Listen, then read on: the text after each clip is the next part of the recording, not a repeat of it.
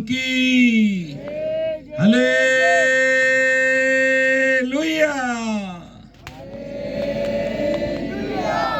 एक जोरदार ताली हाथों को ऊंचा करके हालेलुया।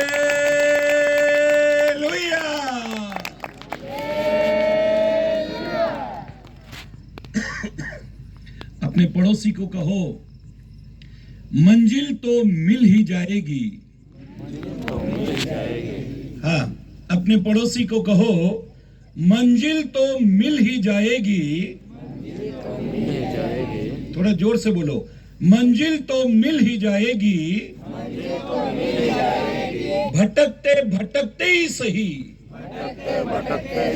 मंजिल तो मिल ही जाएगी। भटकते भटकते ही सही, गुमराह तो वो लोग हैं, गुमराह तो वो लोग हैं जो आज घर से निकले ही नहीं।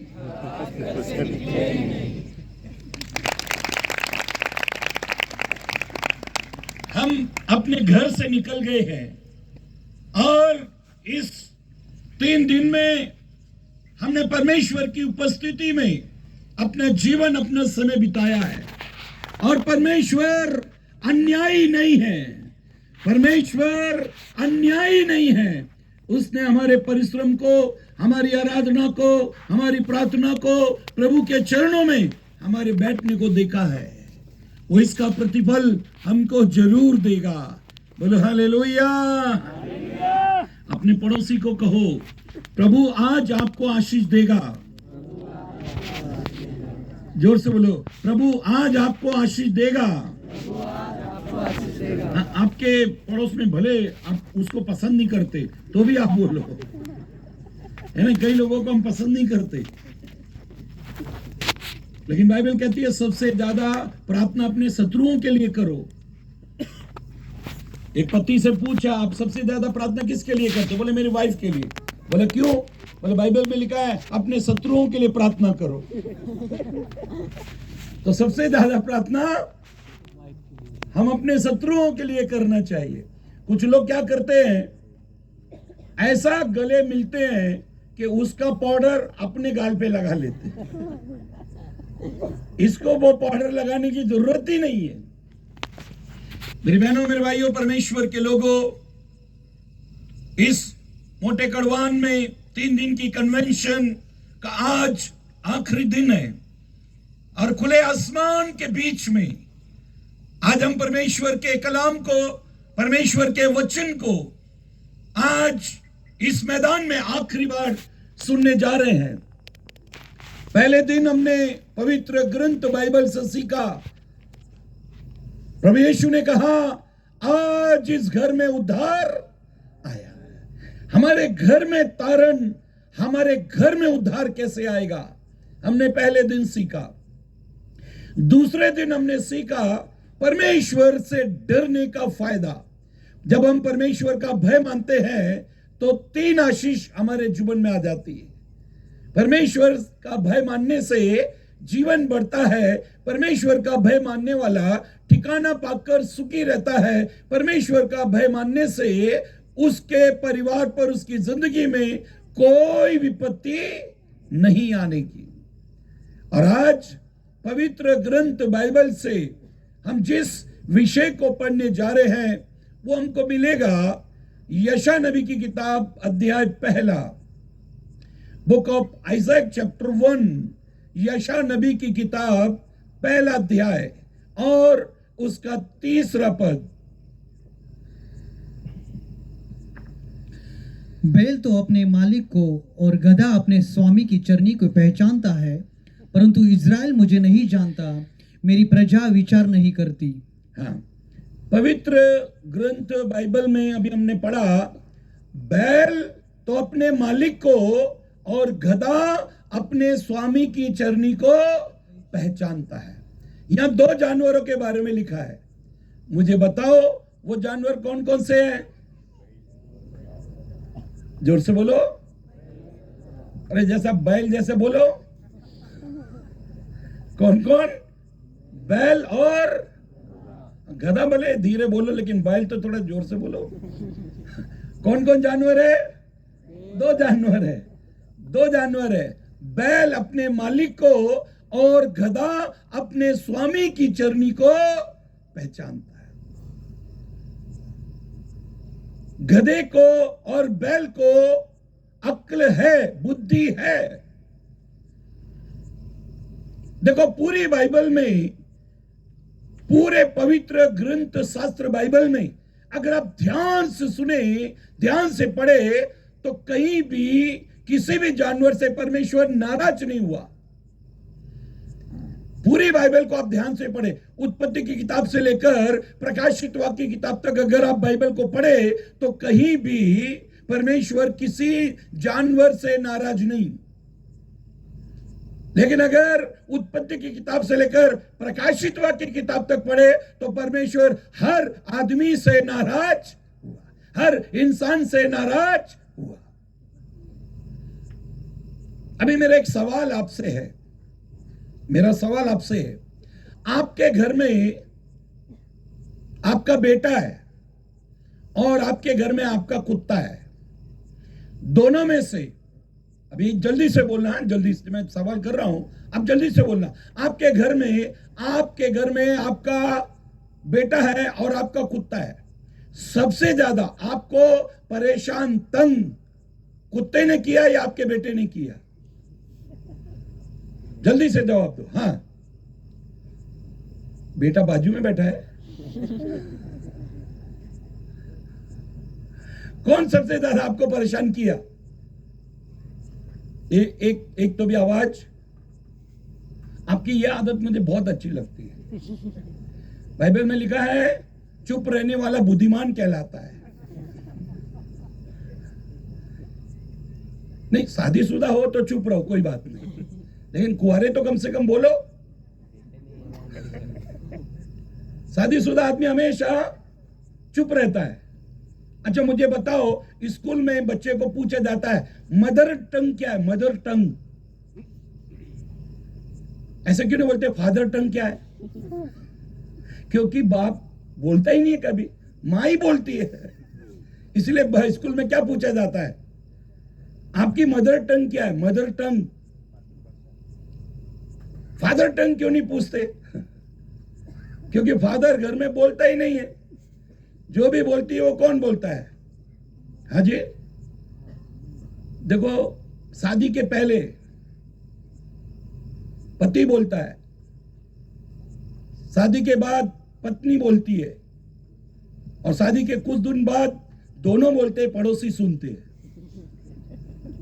दोनों में झगड़ा होता है। अब बाइबल में अभी हमने पढ़ा, बैल तो अपने मालिक को और गधा अपने स्वामी की चरनी को पहचानता है। बैल और गधा, इनको मालूम है मेरा स्वामी कौन है, मेरा मालिक कौन है, वो कहां रहता है, ये जानवर को मालूम है। अभी यहां पर जितने भी हजारों लोग हैं, इन हजारों लोगों में मैं अभी आ जाऊं, उधर बीच में मैं खड़े हो जाऊं, और मेरा डॉग, मेरा कुत्ता, मेरे पास में एक डॉग है, उसका नाम जैक है। अगर मैं जैक को बुलाऊं, जैक कम हियर, तो आपके जैसे कई लोग हैं, मेरे जैसे कई लोग हैं। मेरा डॉग मुझे पहचानेगा कि नहीं? मेरा कुत्ता मुझे पहचानेगा कि नहीं? पहचान लेगा। वो हजारों मेरे जैसे, सबको एक जैसे कपड़े पहना दो, मेरे जैसे कलर वाले लोग रहने दो, तो भी वो मुझे क्या करेगा? पहचान लेगा। बाइबल कभी भी किसी भी जानवर से परेशान नहीं है। बाइबल में लिखा है, अगर आप उत्पत्ति 6 अध्याय और 5 पद को पढ़े, तो ऐसे लिखा है, पढ़ लेंगे, book of Genesis chapter 6 verse 5, उत्पत्ति 6 अध्याय पद 5। हाँ, यहोवा ने देखा, परमेश्वर ने देखा कि मनुष्य की बुराई पृथ्वी पर बढ़ गई है। किसकी बुराई बढ़ गई? जानवर का नाम लिखा है? नहीं, ऐसे लिखा है, परमेश्वर ने स्वर्ग से पृथ्वी पर देखा, तो क्या देखा? कि मनुष्य की बुराई पृथ्वी पर बढ़ गई। हाँ, और उनके मन के विचार में जो कुछ उत्पन्न होता है, मनुष्य के मन में जो कुछ भी आता है, जो भी विचार आता है, वो निरंतर बुरा ही होता है। निरंतर बुरा ही बुरा। इंसान हमेशा बुरा सोचता है, मन में उसके हमेशा बुरा, विचारों में बुरा। परमेश्वर ने देखा तो क्या देखा कि मनुष्य के मन में जो कुछ उत्पन्न होता है वो बुरा ही बुरा होता है। हाँ, आगे और यहोवा की पृथ्वी पर मनुष्य को बनाने से पछताया। दोबारा पढ़ो, क्या लिखा है? यहोवा, और यहोवा पृथ्वी पर मनुष्य को बनाने से पछताया। और परमेश्वर यहोवा मनुष्य को पृथ्वी पर बनाने से पछताया। जोर से बोलो परमेश्वर, जोर से बोलो परमेश्वर मनुष्य को इस पृथ्वी पर बनाने से पछताया। परमेश्वर मनुष्य को बनाने से पछताया। देखो बाइबल में आप अगर ध्यान से देखो तो जो जो आज्ञा परमेश्वर ने मनुष्य को दी, कोई भी आज्ञा मनुष्य ने नहीं मानी, लेकिन जानवर को जो जो आज्ञा दी वो सारी आज्ञा जानवर ने मानी। जानवर को जो जो कहा, आज तक जानवर वो काम करता है। जो खाने के लिए कहा वही खाता है, जो पीने के लिए कहा वही पीता है। लेकिन सारे कानून, सारी व्यवस्था को खराब करने वाला केवल एक, वो है इंसान। जहां लिखा रहता है नो पार्किंग, सबसे ज्यादा पार्किंग वहीं पे। जहां लिखा रहता है यहां कचरा फेंकना मना है, वहां सबसे ज्यादा कचरा। जहां लिखा रहता है यहां थूकना मना है, वहां पर सबसे ज्यादा तंबाकू का, गुटखे का, विमल का, ऊंचे लोगों की ऊंची पसंद का सबसे ज्यादा थूक उधर ही मिलेगा, सबसे ज्यादा थूक उधर मिलेगा। जहां जो लिखा है वो इंसान वो ज्यादा काम करता है। एक बुढ़ी औरत एक मॉल में, जहां सारे सामान मिलते, वो मॉल में एक बुढ़ी औरत पेप्सी पी रही थी। वो बोतल से घड़ी घड़ी पेप्सी पी रही थी, लेकिन वो पेप्सी की बोतल उतनी की उतनी भरी हुई, आधा घंटे से उसको पी रही। एक आदमी ने देखा और कहा, अरे लगता है इस बूढ़ी औरत को पेप्सी पीना नहीं आता, ये ऐसा करती है, लगता है इसकी जबान उस बोतल से मुंह से टकरा जाती है, इसके कारण ये वो पेप्सी को पी नहीं पा रही है। ये उसके पास गया, बोलने लगा, दादी आपको पेप्सी पीने नहीं आती, इधर दो मैं पी के बताता हूँ। पेप्सी की बोतल ली, गड़ गड़ गड़ गड़ गड़ पूरा पी लिया। बोले देखो ऐसे पीती, आप आधा घंटे से ऐसा करती हो, आधा घंटे से ऐसा करती हो, आधा घंटे से ऐसा करती हो, आपको पीने नहीं आ रहा। बोतल को ऊपर करने का, आप ऐसे ऐसे करके पी रहे हो, ऐसे थोड़ी पेप्सी पीते हैं। वो बूढ़ी औरत बोलने लगी, बेटा मैं पेप्सी पी नहीं रही थी, मैंने पान खाया ना तो इसमें थूक रही थी।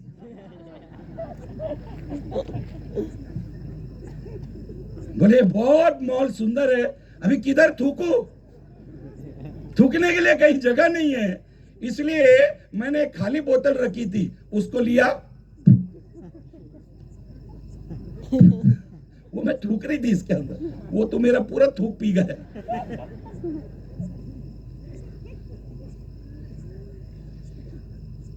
जो जो आज्ञा परमेश्वर ने जानवर को दी, जानवर वो सारी आज्ञाओं को मानता है। गधे को कहा हैंचू हैंचू हैंचू करना, वो बराबर करता है।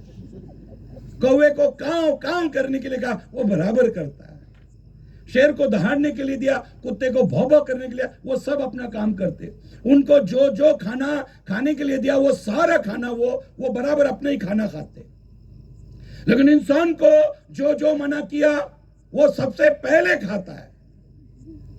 आदम को कहा, आदम ये बगीचे के सारे फल तू खा सकता है। परमेश्वर ने आदम को कहा, इस अदन की वाटिका में जितने पेड़ के फल हैं तू उनको सबको खाना, केवल एक फल को मत खाना। लेकिन उसने क्या किया, सबको छोड़ दिया। सबसे पहले जो मना किया था उसी।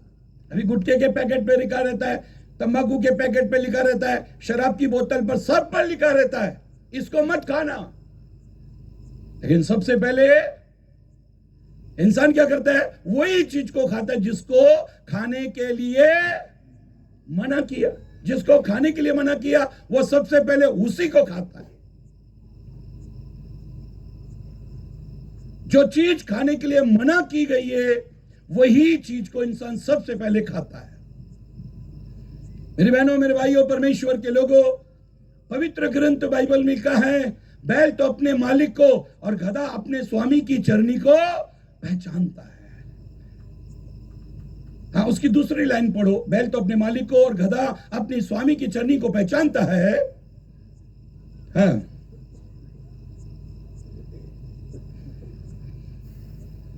Isaiah chapter 1 verse 3.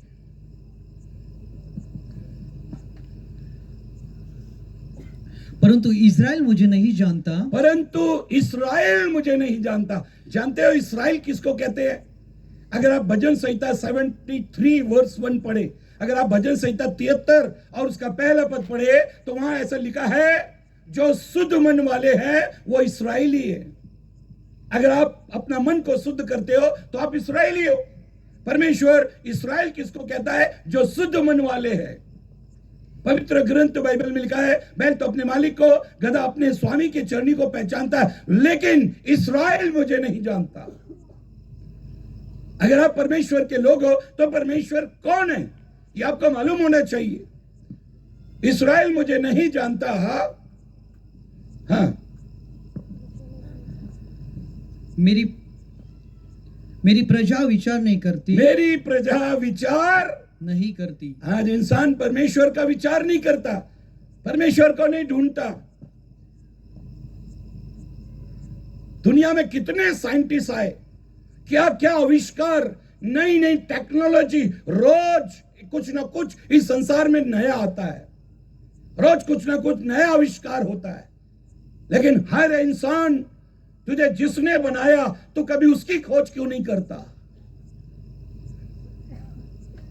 एक बहुत बड़ा साइंटिस्ट अमेरिका में आया, बहुत बड़ा ज्ञानी आदमी था वो, अमेरिका में आया और एक बहुत बड़ा हॉल उसने लिया और सब जगह पर्चे बटाए, एडवर्टाइज किया। और एडवर्टाइज क्या किया? कोई परमेश्वर नहीं है। उसने कहा कोई परमेश्वर नहीं है, मैं इस दिन साबित कर दूंगा कोई परमेश्वर नहीं है। उसको सुनने के लिए उस हॉल में बहुत सारे लोग आ गए, हजारों की संख्या में उस हॉल में लोग जमा हो गए। तब ये बड़ा ज्ञानी आदमी स्टेज पर आ गया। स्टेज पर आया तो लोगों ने बहुत ताली बजाई। तब इसने कहा, आज मैं साबित कर दूंगा कोई परमेश्वर नहीं है।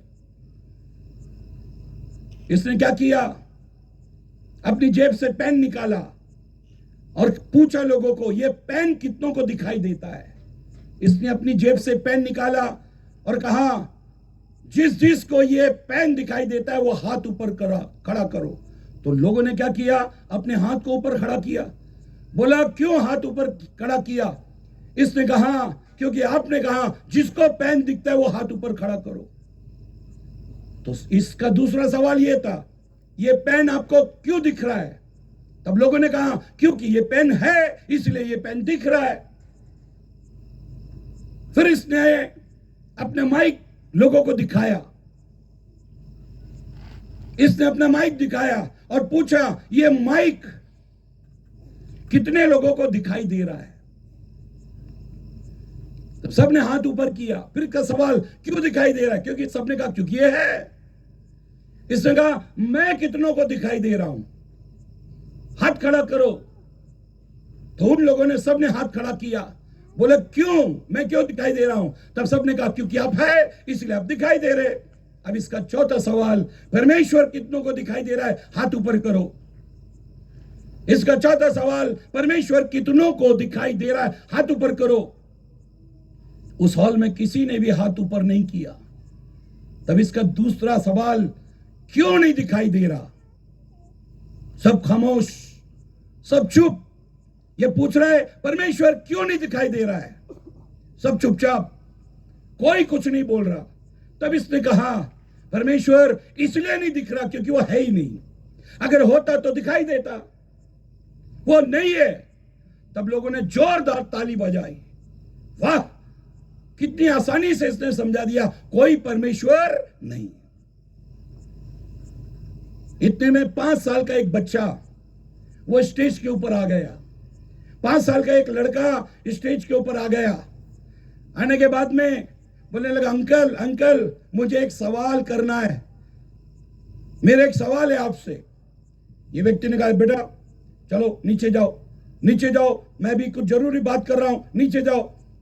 इसने कहा, अंकल जो जरूरी बात आप कर रहे हैं ना, उससे रिलेटेड मेरा क्वेश्चन है, आप जो बात कर रहे हैं ना उसी से मिलता जुलता मेरा सवाल है। इसने बोला, वो बाद में चलो नीचे जाओ। तब सब पब्लिक ने कहा, अरे बच्चा पूछ रहा है, इसको पूछने दो, बच्चा पूछ रहा है, इसको पूछने दो। इसने बोला, अच्छा ठीक है ठीक है ठीक है, पूछो क्या है, पूछो बेटा क्या बात है, क्या सवाल है। इसने बोला, अंकल नाराज तो नहीं होंगे ना। इसने बोला, नहीं नहीं बेटा मैं नाराज नहीं होऊंगा, पूछो पूछो क्या पूछना है। इस लड़के ने को बोला, अंकल एक बात बताओ। बोला, क्या, आपको अक्ल है क्या? इस लड़के ने कहा, अंकल आपको अक्ल है क्या, आपको दिमाग है क्या, आपको अक्ल है? इस आदमी को बहुत गुस्सा आया, मैं इतना बड़ा ज्ञानवान व्यक्ति, ये मेरे को पूछ रहा है आपको अक्ल है क्या। इसने अपनी जेब से विजिटिंग कार्ड निकाला, अपना कार्ड जिसके ऊपर बहुत सारा इसने क्या क्या पढ़ाई की वो सब लिखा था। इसने उसको विजिटिंग कार्ड दिया, बोला ये पढ़, तेरे को मालूम पड़ेगा मेरे को कितनी अक्ल है। इसने बोला, अंकल ये जेब में रखो, मेरा सवाल है उसका जवाब दो, आपको अक्ल है क्या? इसको बहुत गुस्सा आया, लेकिन अभी पब्लिक देख रही है, क्या कर सकता है। इसने बोला, हाँ है अक्ल। तो लड़का बोलता, दिखाओ, अगर अक्ल है तो, अरे दिखाओ ना अक्ल है तो। अब ये तो बोला, बेटा अक्ल कैसे दिखाओ, अक्ल दिखा सकते, आप में से कोई अपनी अक्ल दिखा सकता है? हाँ जी, हमारे मुंबई में लड़के लोग बोलते हैं, तेरा नाम, लड़की को बोलते हैं हमारे मुंबई में, तेरा नाम इधर हाथ पे ब्लेड से लिखो क्या, खून से लिखो क्या? तो बोलती नहीं। इधर माथे पे लिखो, बोलता नहीं। इधर छाती पे लिखो, बोलता नहीं। ये दीवार पर लिखो, बोलती नहीं। आसमान पे लिखो, लड़की बोलती नहीं। तो बोला, किधर लिखो? तो लड़की बोलती, प्रॉपर्टी के पेपर पे लिख। बहुत होशियार लड़की हमारे उधर,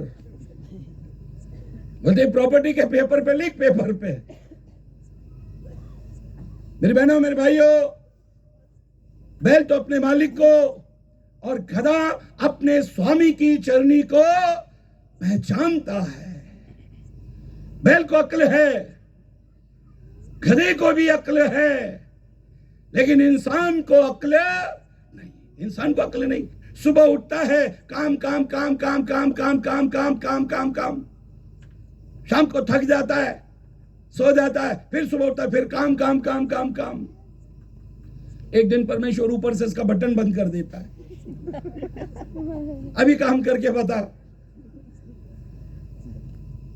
हमारे दिल के धड़कन, हमारे श्वास का आना जाना उसके हुक्म से हो रहा है। बैल तो अपने मालिक को और गधा अपने स्वामी की चरनी को पहचानता है। अभी आज का विषय है, कौन लोग परमेश्वर को नहीं पहचान सकते। आज का विषय क्या है? कौन लोग परमेश्वर को नहीं पहचान सकते। एक बात याद रखो, आप कितनी भी कोशिश कर रहे हो, अगर वो चीज आपके अंदर है तो आप कभी भी परमेश्वर को नहीं पहचान सकते। आप परमेश्वर को नहीं पहचान सकते। अभी वो कौन लोग हैं जो परमेश्वर को नहीं पहचान सकते? पढ़ो 1 जॉन चैप्टर 3 वर्स 6, पहला यूहन्ना 3 अध्याय और 6 पद।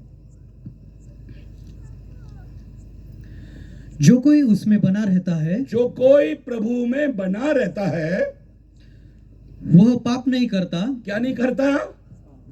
जो प्रभु में बना रहता है वो पाप नहीं करता। जो कोई पाप करता है, जो कोई पाप करता है, उसने न तो उसे देखा है, उसने ना तो प्रभु को देखा है और न उसको जाना है, और ना कभी उसको जान सकता है। जब आप पाप करते हो, जब हमारे अंदर पाप होता है तो हम परमेश्वर को ना तो देख सकते हैं और ना तो परमेश्वर को जान सकते हैं। पाप क्या है? परमेश्वर को जानने नहीं देता, पाप परमेश्वर को पहचानने नहीं देता। जैसे आदमी शराब पीने के बाद में किसी को नहीं पहचानता, जैसे उसके अंदर दारू गई वो किसी को पहचानता, वो किसी को नहीं पहचानता। शराब जब उसके अंदर जाती है उसका दिमाग घूमने लगता है, उसकी आंख ऐसे ऐसे होने लगती है, उसको चक्कर आते हैं, वो किसी को नहीं पहचानता। एक शराबी रात के 2 बजे जा रहा था, पुलिस ने पकड़ लिया। बोले कुठे फिरतो रे? बोले काय नाही साहेब. कुठे चाललोय?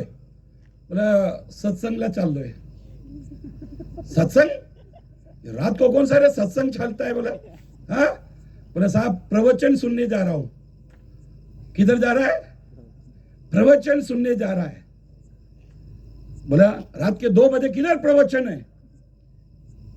कौन प्रवचन देगा रात को 2 बजे? बोला है ना, रोज रात को 2 बजे प्रवचन सुनता हूं मैं. बोला कौन देता है? बोला वो मेरी औरत देती है. बोलती दारू पीने का नहीं, ये करने का नहीं, ये करने का बहुत, अभी 1 घंटा में प्रवचन सुनेगा खड़ा होके. और मैं सब हाँ बोलता, हाँ ठीक है कल से, लेकिन अंदर दारू रहती है मेरे. रोज प्रवचन सुनता हूं मैं. हम पवित्र ग्रंथ बाइबल में पढ़ रहे हैं, जो पाप करता है वो परमेश्वर को ना तो देख सकता है और ना ही समझ सकता. यह पाप क्या है? एक दीवार के समान है. अगर बीच में दीवार है तो हम, हमारी आवाज उधर नहीं जा सकती है, और उस तरफ कौन है वो हमको दिख नहीं सकता. पाप एक ऐसा अंधकार है, पाप एक ऐसा अंधेरा है कि वो उस तरफ हमको देखने नहीं देता, उस तरफ हम मिल नहीं सकते, उसको मुलाकात नहीं कर सकते. पाप एक ऐसा अंधेरा है. जानते हो परमेश्वर कभी भी मनुष्य नहीं हो सकता, परमेश्वर इंसान नहीं हो सकता. तो फिर यीशु मसीह इंसान होकर इस दुनिया में क्यों आया? यह परमेश्वर की व्यवस्था है. परमेश्वर कभी भी इंसान नहीं हो सकता. सारे विश्व के लोग यही कहते हैं परमेश्वर इंसान नहीं हो सकता. तो फिर यीशु इंसान होकर क्यों आया?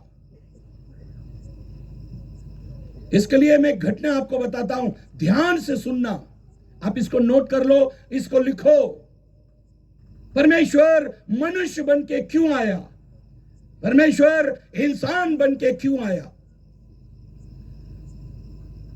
एक गार्डन में, एक बगीचे में एक आदमी ने देखा सुंदर कलरफुल चिड़िया, पक्षी. चिड़िया उधर घास में बैठी हुई है, बहुत रंग बिरंगी कलरफुल, वो घास में वो चिड़िया बैठी हुई है. यह आदमी को चिड़िया बहुत पसंद आई. इसने अपनी जेब से अनाज के दाने निकाले और ये उनके पास गया. क्यों ना मैं इस चिड़िया को दाना खिलाऊं. जब ये ऐसा दाना लेके गया तो चिड़िया उड़ के उधर चली गई. ये उधर गया, चिड़िया उधर चली गई. ये उधर गया, चिड़िया उधर चली गई. ये उधर गया, चिड़िया उधर चली गई. ये पूरा गार्डन घूम रहा है, लेकिन चिड़िया इसको देखकर इधर उधर उधर उधर उधर. ये थक गया, बहुत उदास हो गया. तब एक बुढ़ा आदमी उधर बैठा था. उसने बोले बेटा क्या है, क्यों परेशान हो? बोले वो चिड़िया कितनी सुंदर है और मैं चाहता हूं मैं अपने हाथ से उसको ये दाना खिलाऊं, लेकिन ये चिड़िया मेरे प्यार को समझ नहीं पा रही. मैं जब भी इसके पास दाना लेके जाता ये उड़ जाती है. वो बुढ़ा बोलता है एक काम करो. बोला क्या? तुम चिड़िया बन जाओ. अरे ये बोलता है अब चिड़िया कैसे बन सकता हूं मैं चिड़िया कैसे बन सकता हूं? तब ये बुजुर्ग व्यक्ति कहता है जब तक तुम चिड़िया नहीं बनोगे ये चिड़िया तुम्हारे प्यार को नहीं समझ सकती. तुम इनके लिए क्या करना चाहते हो ये उसको समझ नहीं सकती. जानते हो प्रभु यीशु मसीह, बाइबल कहती है, यूहन्ना 1:14 में लिखा है, गॉस्पेल जॉन चैप्टर 1 वर्स 14 ऐसे लिखा है, तब वचन देहधारी हुआ. यीशु मसीह कलमा है, यीशु मसीह वचन है. कुरान में 25 बार यीशु का जिक्र आया, 25 बार कुरान में लिखा है कि वो कलमा है, वो खुदा का शब्द है। बाइबल यूहन्ना पहला अध्याय पहला पद कहता है, आदि में वचन था, वचन परमेश्वर के साथ था और वचन ही परमेश्वर था। परमेश्वर शब्द है, इसलिए उसने सारी कायनात, सारी सृष्टि उसने शब्द से बना दी। उसने कहा और हो गया। अब परमेश्वर को मानव जाति को प्रेम दिखाना है। अब परमेश्वर को इंसान को अपना प्रेम दिखाना है। व्यवस्था के अनुसार पाप के बदले एक बलिदान होना बहुत जरूरी है। और इसलिए बाइबल ये कहती है, परमेश्वर का कलाम कहता है, परमेश्वर ने जगत से ऐसा प्रेम किया कि उसने अपना इकलौता पुत्र दिया, ताकि जो कोई उस पर विश्वास करे वो नाश ना हो परंतु अनंत जीवन पाए। मेरी बहनों, मेरे भाइयों, परमेश्वर के लोगों, मैं और आप परमेश्वर को समझ नहीं पाए, इसलिए परमेश्वर खुद जो वचन है वो यीशु मसीह में होकर इस दुनिया में, संसार में आ गया, ताकि हम उसको समझ नहीं पाए। उसने मेरे और आपके जैसा शरीर, देह, बदन लिया ताकि वो हमें समझ नहीं पाए, हम उसको समझ नहीं पाए। उसने हमारे बीच में डेरा किया मेरे और आपके गुनाहों को लेकर। एक नबी ने उस यीशु के विषय में कहा, यह देखो परमेश्वर का मेमना जो जगत के गुनाहों को उठा ले जाता है। यीशु आपके अंदर से गुनाह को, पाप को उठाने के लिए आया। परमेश्वर का हाथ छोटा नहीं जो मनुष्य का उद्धार न कर सके। मैं और आप जानते हैं, हमारे द्वारा किए गए सारे पुण्य के काम, अच्छे काम परमेश्वर की नजर में मैले और चितड़े के समान हैं। तब बाइबल ये कहती है, परमेश्वर ने यीशु को इस दुनिया में इसलिए भेजा ताकि वो मानव जाति के पाप को हर ले जाए, उठा कर ले जाए। यीशु का इस दुनिया में आने का कारण एक ही था, मानव जाति के पाप को खत्म करे। दुनिया में जितने भी लोग आए, संसार में जितने भी लोग आए, उन्होंने पापियों को मारने के लिए आए, लेकिन यीशु मसीह पापी को नहीं, पाप को मारने के लिए इस दुनिया में आया। मैं चाहता हूं जोरदार ताली बजाकर प्रभु की स्तुति करें। बाइबल कहती है, परमेश्वर का कलाम कहता है,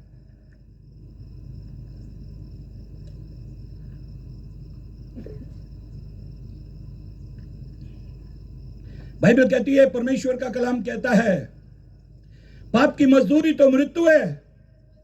बाइबल कहती है, परमेश्वर का कलाम कहता है, पाप की मजदूरी तो मृत्यु है, परंतु परमेश्वर का वरदान हमारे यीशु मसीह में अनंत जीवन है।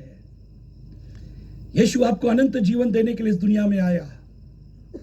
मेरी बहनों, मेरे भाइयों, परमेश्वर के लोगों, पवित्र ग्रंथ बाइबल में लिखा है, पाप के कारण इंसान परमेश्वर को ना तो देख सकता है और ना तो समझ सकता है। मैं चाहता हूं पहला यूहन्ना पहला अध्याय 6 और 7 पद को पढ़ ले। पहला यूहन्ना पहला अध्याय और उसके 7 पद को पढ़े। For John chapter 1 verse 6 and 7। हाँ,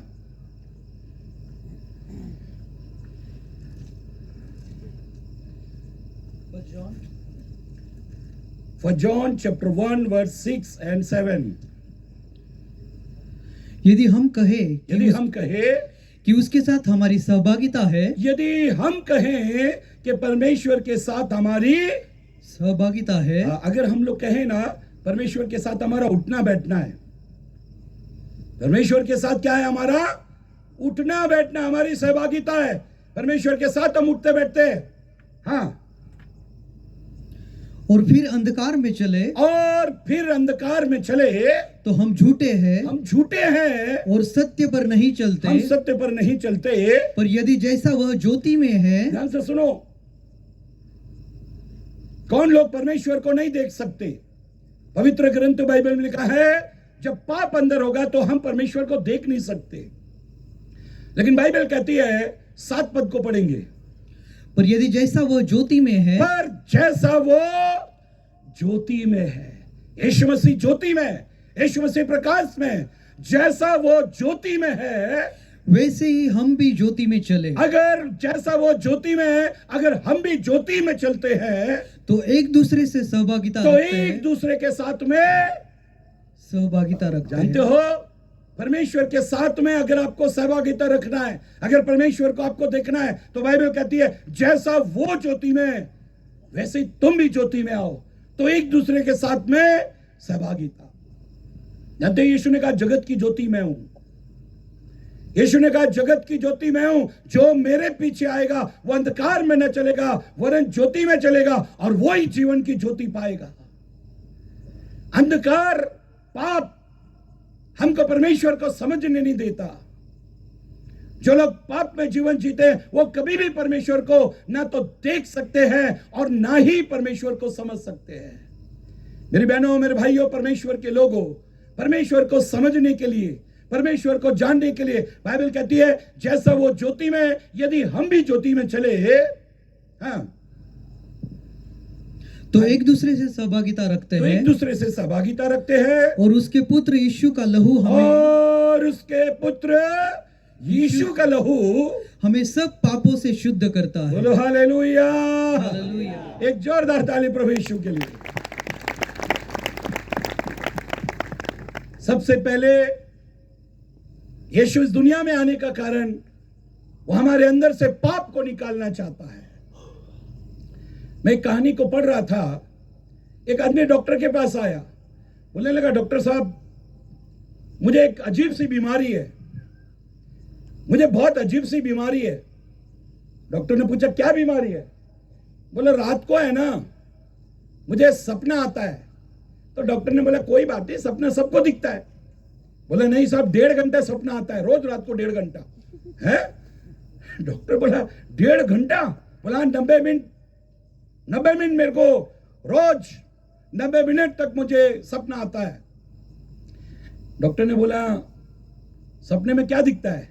बोला बंदर लोग का फुटबॉल का मैच होता है, बंदर लोग फुटबॉल का मैच 90 मिनट तक खेलते हैं। डॉक्टर बोला अजीब बीमारी है। डॉक्टर अंदर गया, सब बुक निकाली, पढ़ाई किया और पढ़ पढ़ के उसने एक दवा बनाई। दवा बना के फिर वो बाहर आया। बोले काम करो, ये दवा लो, फटाफट इसको पी लो, इसका असर खत्म होने से पहले इसको पी लो। बोले इससे क्या होगा? बोला आज से तुमको सपना दिखना बंद हो जाएगा, इसको पी लो फटाफट। ये बोलता साहब मैं आज नहीं पीऊंगा, मैं कल पीऊंगा। डॉक्टर बोला क्यों, आज क्यों नहीं पिएगा? जानते हो क्या बोलता है? आज वो बंदर लोग का फाइनल मैच है, आज वो बंदर लोग का फुटबॉल का फाइनल मैच है। ये फाइनल मैच हो गया ना, कल से मैं ये दवा को पीऊंगा। कुछ लोग क्या करते हैं मालूम है? उनको मालूम पड़ जाता है कि यीशु का लहू सब पापों से शुद्ध करता है, लेकिन फिर भी यीशु को स्वीकार नहीं करते, यीशु को अपने जीवन में ग्रहण नहीं करते। यीशु ने कहा ज्योति जगत में आई, लेकिन जगत के लोगों ने ज्योति को इसलिए स्वीकार नहीं किया क्योंकि उनके काम बुरे थे। एक चोर को सबसे ज्यादा डर किससे लगता है? उजियाले से। किससे लगता है? वो सोचता है पूरी दुनिया की लाइट चली जाए ना तो बहुत अच्छा होगा। बोला क्या हो जाए? पूरी दुनिया की लाइट चली जाना चाहिए, अंधेरा अंधेरा अंधेरा हो जाना चाहिए। हर चोर यही चाहता है, अंधेरा हो जाए। एक जगह एक चोर अंधेरे में घर में आ गया। चोर आ गया और तिजोरी में से पैसे निकाल रहा था। अचानक पीछे से 200 किलो की औरत, उसका वजन 200 किलो, उसने उसको पकड़ लिया पीछे से। वो देख ले कौन है? चोरी करता है, चोरी करता है। नीचे गिरा दिया उसको, वो नीचे इसके ऊपर ही बैठ गया, धप से उसके ऊपर। ओ माजू उठो ना। बोले नहीं चोरी करता है, चोरी। इसने में उसका पतिया क्या हो गया? तुम जाओ पुलिस को बुला के लेके आओ, जाओ पुलिस को बुलाओ। बोला जब तक मैं इसको देखती हूँ चोरी करता है। पूरे बोला बहन जी मत मारो, मैं कभी नहीं करूंगा। जाओ तुम पुलिस को बुलाओ। पति चला गया। 15 मिनट के बाद आया तो पत्नी बोलने लगी, आई पुलिस आई? बोलता नहीं मेरी चप्पल नहीं मिल रही। ये 15 मिनट से उसके ऊपर बैठी है, ये मोटी 200 किलो की उसके ऊपर बैठी है। चोर क्या बोलता है, भाई साहब मेरी चप्पल ले जाओ लेकिन पुलिस को जल्दी लाओ।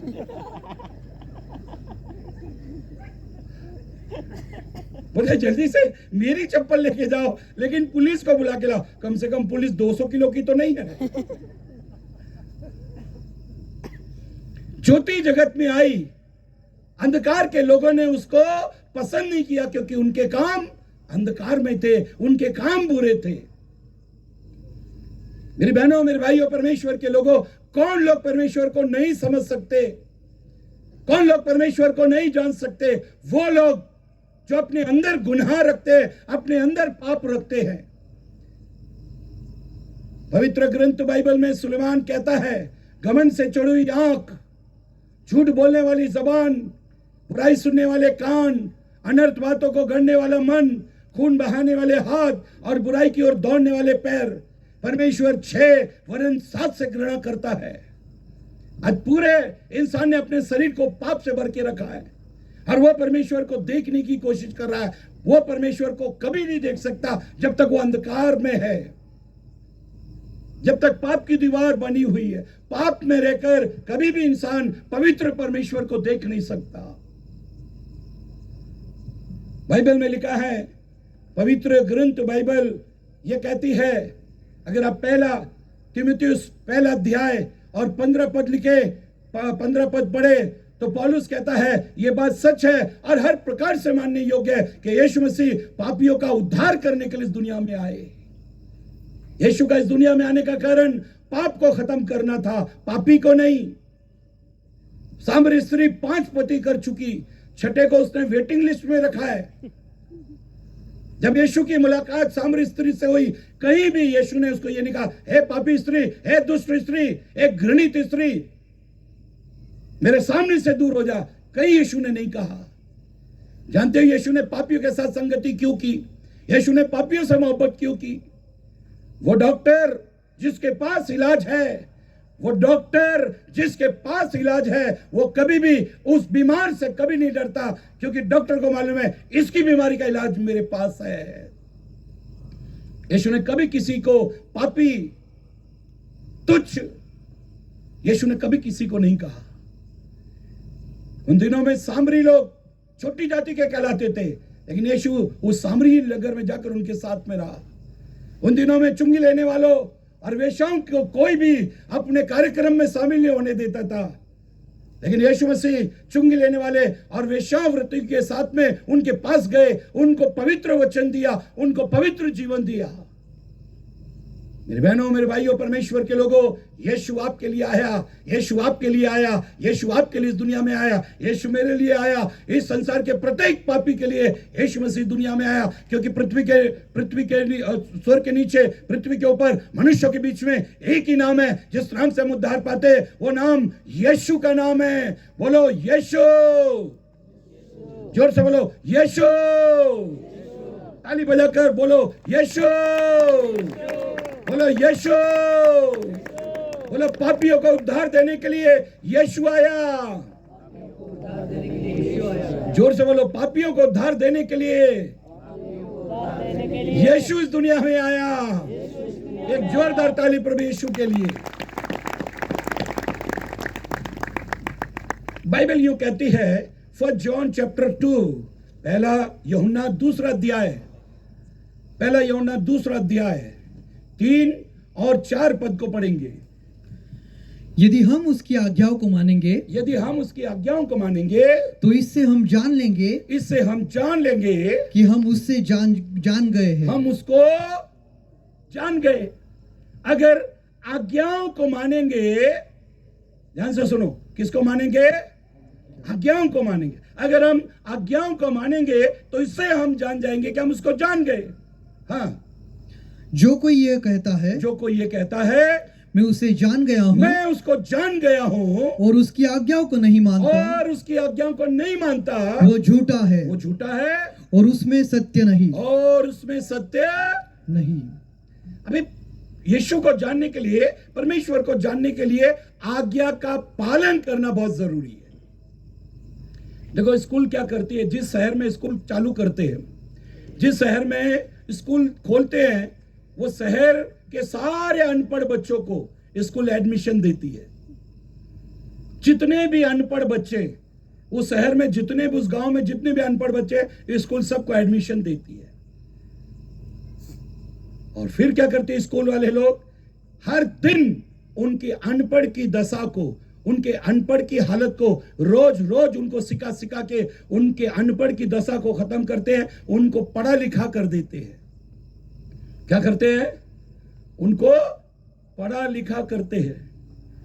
हमारे यहां एक पड़ोसन आई और अपने पड़ोस में पूछने लगी, तुम्हारे बेटे का शादी हो गया ना? बोले हाँ हाँ। सुना है तुम्हारी बहू, तुम्हारे बेटे की पत्नी, सुना है बहुत पढ़ी लिखी है। हमने सुना बहुत पढ़ी लिखी है। तो सास बोलती है, लिखी का तो मालूम नहीं, लेकिन पूरा दिन पढ़ी रहती है। लिखी का तो कुछ मालूम नहीं है, लेकिन पूरा दिन पढ़ी रहती है। मेरी बहनों, मेरे भाइयों, परमेश्वर के लोगों, अब परमेश्वर को समझने के लिए, परमेश्वर को देखने के लिए, परमेश्वर को जानने के लिए एक व्यक्ति को सबसे पहले जो प्रभु कहता है उस आज्ञा का पालन करना बहुत जरूरी है। एक बहन आई, अब बोलने लगी, पारक साहेब ते बपतिस्माचं काय बायबल मध्ये लिहिलंय? बपतिस्मा, पारक साहेब एक सांगा जरा, ह्या बपतिस्माचा अर्थ काय? लोक कशासाठी बपतिस्मा घेतात? या बपतिस्माचा अर्थ काय? त्याला 1 तास बसून बपतिस्मा बद्दल ते स्टडी दिली। 1 घंटे तक उसको बपतिस्मा के बारे में बताया। यीशु ने कहा, जो विश्वास करे बपतिस्मा ले, उसी का उद्धार होगा। जो विश्वास ना करेगा वो दोषी ठहराया जाएगा। हम उसकी मृत्यु का बपतिस्मा लेते हैं, जैसे वो मारा गया, गाड़ा गया, तीसरे दिन जी उठा, हम भी नए जीवन को जीते हैं। बपतिस्मा का अर्थ 1 घंटे तक उसको समझाया। बाद में उसको पूछा, अभी समझ में आ गया बपतिस्मा का मतलब? तो बोले हाँ, अभी समझ में आ गया। और जाने लगी। जब जाने लगे, पास्टर ने पूछा, इधर आओ, इधर आओ, किधर जा रही? बोले मैं बपतिस्मा का मतलब मेरे को समझ में आ गया।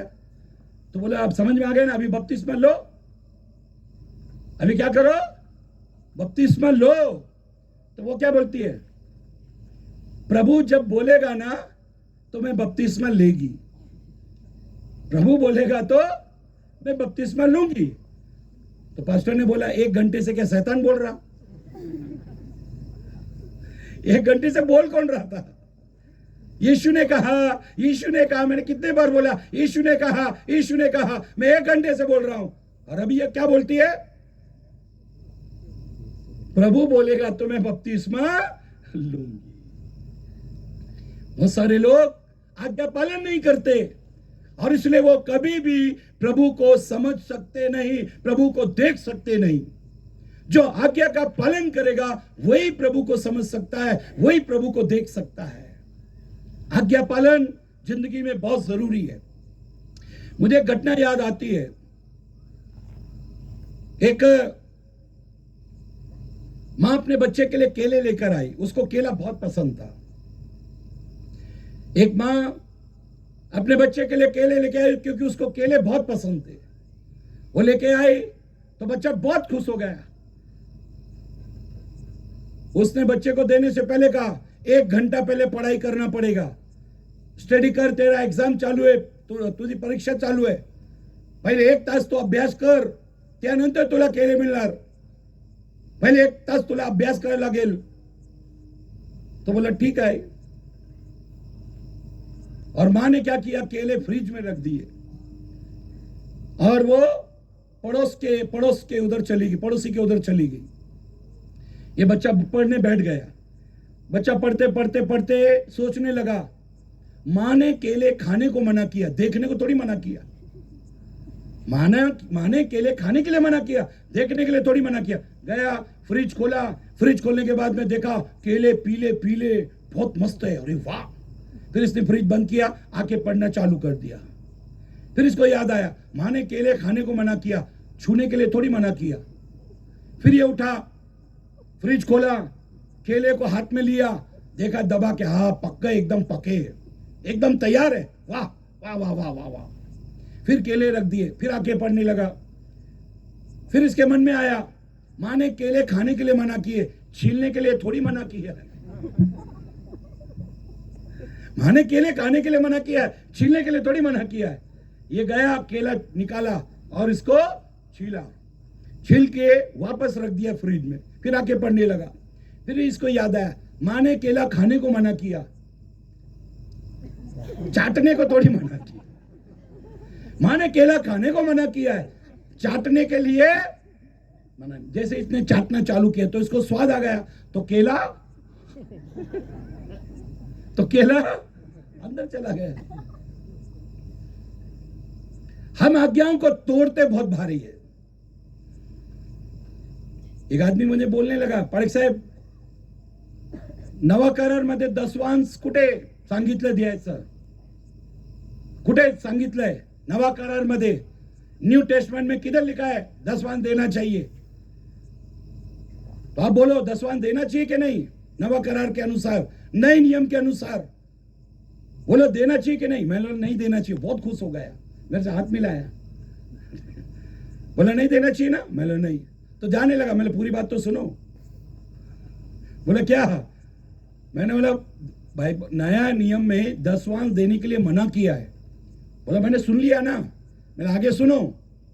नए नियम में जब वचन सुना, पतरस का वचन सुना, बपतिस्मा लिया, उसके बाद सब लोग घर पर गए, अपना पूरा घर द्वार जमीन जायदाद सब बेचकर वो चर्च में लाके दिया। तुम दसवांश मत दो, पूरा घर द्वार बेच के इधर दे दो। दसवांश मत दो, पूरा घर द्वार प्रॉपर्टी सोना चांदी संपत्ति सब बेचकर इधर दे दो। बोला तुम दसवांश मत देना। तो बोलता है त्यापेक्षा तर ते दसवांश बरं आहे। बोला इससे अच्छा तो क्या अच्छा है? दसवांश ठीक है। मैंने नए नियम में 100% लोगों ने दिया। नहीं मग तेच बरोबर आहे, दसवांश बरोबर आहे, दसवांश। पारेख साहब तेच राहू द्या। बोला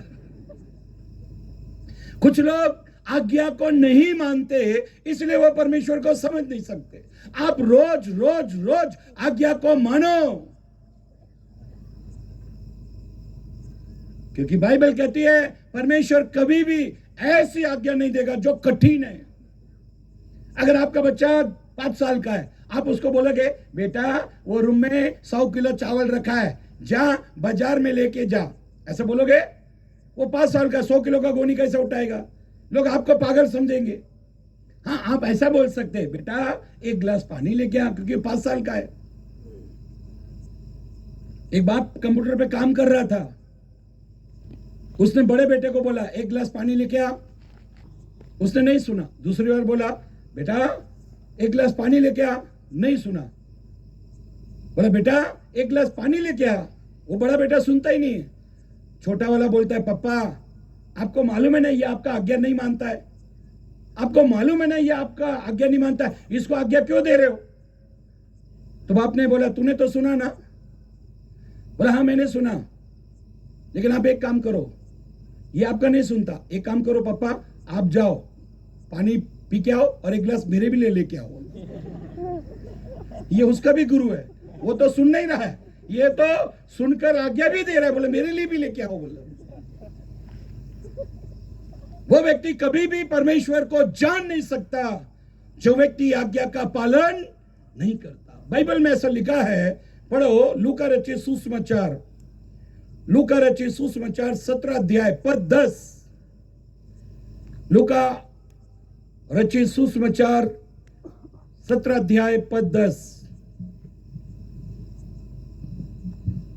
इसी रीति से तुम भी जब उन सब कामों को कर चुको, इसी रीति से तुम भी जब उन सब कामों को कर चुको जिसकी आज्ञा तुम्हें दी गई थी, जिसकी आज्ञा तुम्हें दी गई थी, तो कहो हम निकम्मे दास हैं, हम निकम्मे दास हैं, जो हमें करना चाहिए था, जो हमें करना चाहिए था हमने केवल वही किया हमने है। केवल वही किया। जब तुम सब आज्ञा को, बाइबल की उत्पत्ति से लेकर प्रकाशित वाक्य तक जब तुम सब वचन को मानते हो ना, तब तुमको यह नहीं कहना चाहिए मैं सब वचन को मानता हूं, लेकिन यह कहना चाहिए मैं निकम्मा हूं, मुझसे जो कहा गया था वही मैंने किया।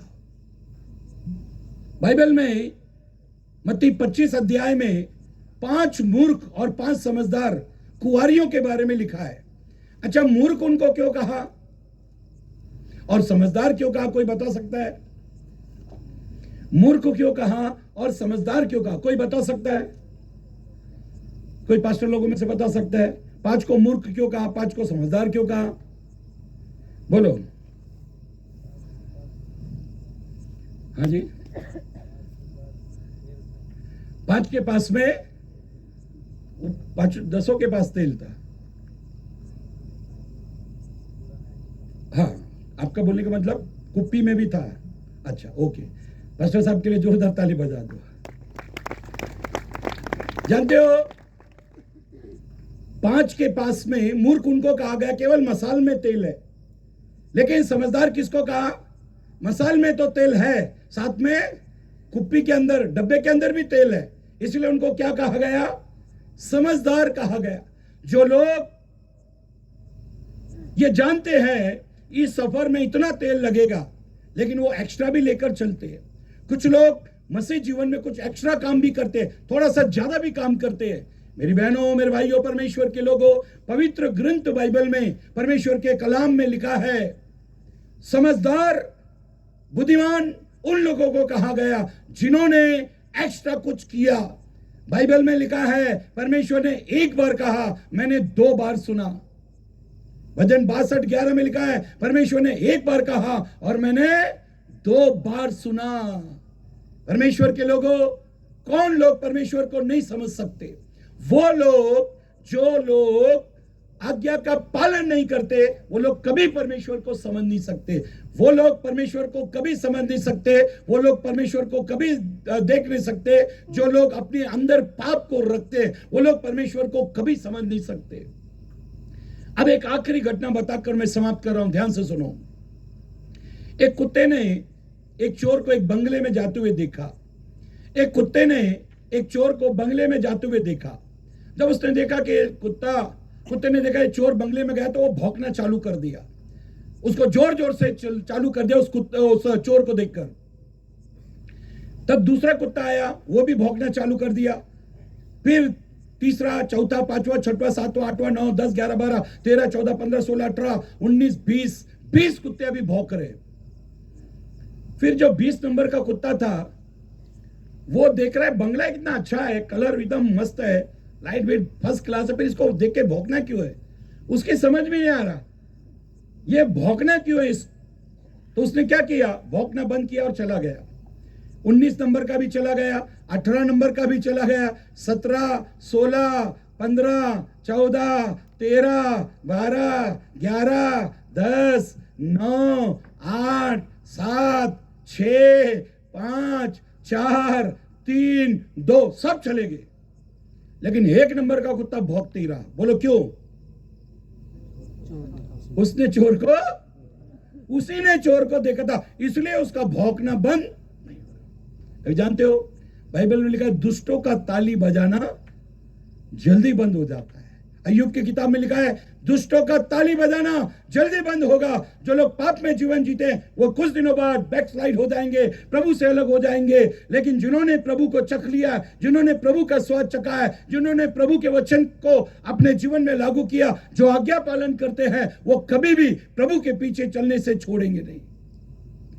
मेरी बहनों, मेरे भाइयों, परमेश्वर के लोगों, मुंबई से प्रभु ने मुझे इस शहर में, इस मोटे कड़वान गांव में इसलिए भेजा है ताकि मैं आपको यीशु के साथ में मुलाकात करा दूं। इस समय जितने भी लाइव लोग देख रहे हैं, मेरी बहनों, मेरे भाइयों, परमेश्वर के लोगों, आपको भी मैं एक बात कहना चाहता हूं। अगर आप यीशु को देखना चाहते हो अपने जीवन में, तो सबसे पहले अपने जीवन से पाप को, अंधकार को अलग करो। और ये पाप का, अंधकार का जीवन यीशु जैसे आएगा, आपके जीवन से अंधकार चला जाएगा, पाप आपके जीवन से चला जाएगा। जितने भी लोग परमेश्वर को आज्ञा पालन करते हैं, उनके जीवन में प्रभु आ जाएगा। मैं चाहता हूं 1 मिनट के लिए आप अपने स्थान पर खड़े हो जाएं। हम आपके लिए दुआ करने चाह रहे हैं। Thank you lord Jesus. धन्यवाद यीशु राजा, hallelujah, glory to God Jesus. इस समय वचन के सामने अपना समर्पण करें। आज इस खुले आसमान के बीच में 3 दिन हमने परमेश्वर के कलाम, उसके वचन को सुना है, और आज हमने सुना कौन परमेश्वर को समझ नहीं सकता, देख नहीं सकता, जान नहीं सकता। वो